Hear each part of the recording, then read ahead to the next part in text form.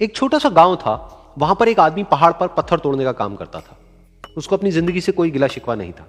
पूरा दिन वो काम करता, मेहनत करता। दिन के एंड में जो थोड़ा बहुत पैसा मिलता वो जा करके अपने परिवार के साथ में थोड़ा सा टाइम स्पेंड करता और चैन से सो जाता। तो एक दिन रोज की तरह वो अपना काम खत्म करके अपने घर की तरफ जा रहा था। तो रास्ते में चलते चलते उसके मन में ख्याल आया कि ये भी कोई जिंदगी है कि सुबह से शाम तक मैं पत्थर तोड़ने का काम करता हूं और एंड में मेरे को थोड़े से पैसे मिलते हैं जिसमें मुश्किल से मेरा और मेरे परिवार का गुजारा हो पाता है। काश कुछ ऐसा हो जाए कि कहीं से मुझे कोई ऐसी शक्ति मिल जाए कि जो भी मैं चाहता हूं वो सच हो जाए। वो अपने घर पर गया, उसने खाना खाया, लेकिन उसका ध्यान खाने की तरफ नहीं था। उसके दिमाग में यही ख्याल चल रहा था। उसके बाद में वो यही सोचते सोचते सो गया। फिर नींद आने के कुछ देर बाद उसको एक सपना आया। सपने में उसने देखा कि रोज की तरह वो अपना काम खत्म करके अपने घर लौट रहा था। रास्ते में उसने एक बहुत ही बड़ा घर देखा और उसके मन में आया कि काश ये घर मेरा होता और मैं इसका मालिक होता। और उसके सोचते ही वो उस घर का मालिक बन गया। उसको यकीन ही नहीं हो रहा था कि जो उसने सोचा वो बन चुका है। लेकिन उसकी खुशी ज्यादा देर नहीं टिक पाई, क्योंकि उसको एकदम से एक शोर सुनाई दिया। उसने अपने घर के बाहर देखा कि एक बहुत बड़ी रैली निकल रही है जिसमें बीचों बीच एक पॉलिटिशियन है जो ऐसे ऐसे हाथ हिला रहा है। और वहां पर जितने भी लोग खड़े थे सब उसके नाम के नारे लगा रहे थे। उसके आगे हाथ जोड़ करके खड़े थे। सब उसको देखने के लिए तड़प रहे थे। तब उसको यह एहसास हुआ कि मैं कितना छोटा हूं उसके आगे। और फिर उसके अंदर से एक ख्याल उठा कि काश मैं ये पॉलिटिशियन होता और मेरे पास भी इतनी ही पावर होती जितनी कि इसके पास में है। बस उसका इतना सा सोचने की देर थी, वो पॉलिटिशियन बन गया।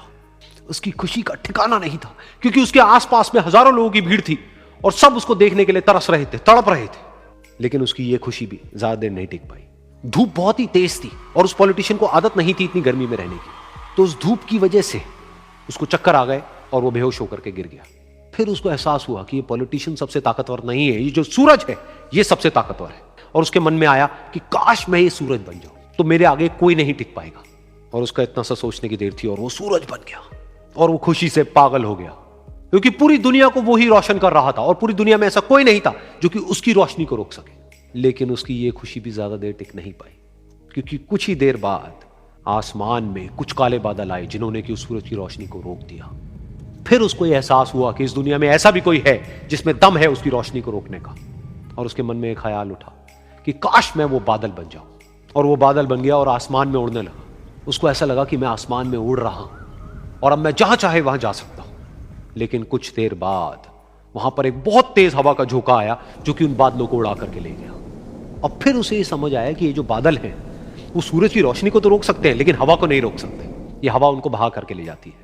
फिर उसके मन में आया कि काश मैं ये हवा बन जाऊं। और वो हवा बन गया। हवा बनने के बाद में उसको अपने अंदर एक अलग ही ऊर्जा का अनुभव हुआ। वो चाहे तो आराम से बहता और चाहे तो आंधी बन करके, तूफान बन करके, जिसको भी चाहे उड़ा करके ले जाता। उसको ये विश्वास होने ही लगा था कि इस दुनिया में सबसे ज्यादा शक्तिशाली मैं हूं। लेकिन तभी उसके सामने आया एक पहाड़। उसने अपनी पूरी ताकत लगा दी लेकिन उस पहाड़ को वो इतना सा भी नहीं हिला पाया। तब उसको यह एहसास हुआ कि इस दुनिया में कोई है जो हवा से भी ज्यादा शक्तिशाली है, जिसमें दम है उस हवा को रोकने का। फिर उसके मन में आया कि काश मैं ये पहाड़ होता। और वो पहाड़ बन गया। लेकिन हर बार की तरह इस बार भी उसकी खुशी ज्यादा देर तक नहीं टिक पाई। उसको एक जानी पहचानी सी आवाज सुनाई दी और साथ ही साथ उसको दर्द होने लगा, जैसे कि कोई है जो उसको तोड़ रहा है, उसको मार रहा है। तो दर्द से वो चीखने लगा और उसके मन में आया कि काश मैं वो बन जाऊं क्योंकि इस पहाड़ को तोड़ने का दम रखता है। लेकिन इस बार उसकी एक ख्वाहिश पूरी नहीं हुई। वो रोने लगा, चीखने लगा, चिल्लाने लगा। उसने अपनी पूरी जान लगा दी लेकिन इस बार वो नहीं बन पाया।